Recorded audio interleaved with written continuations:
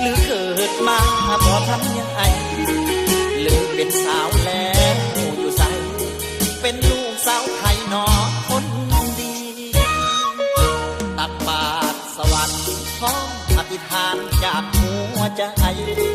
จุดธูปเทียนดอกไม้ไว้ประทานเจดีย์เงยหน้ามองฟ้าแล้วกราบลงสักทีวอนประทานหลวงเจดีย์ขอให้ข้านี้ได้พร